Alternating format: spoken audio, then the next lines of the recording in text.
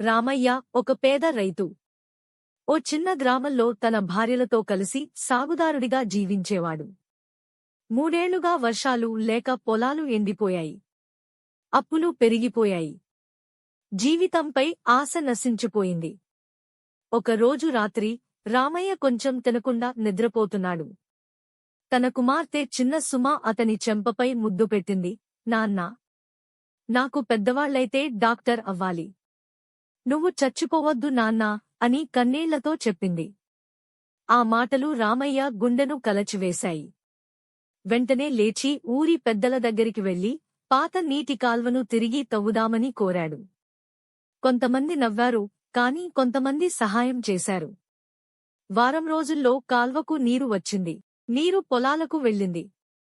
పంటలు మొలకెత్తాయి. రామయ్య ముఖంలో చిరునవ్వు కనిపించింది. సుమ కలలు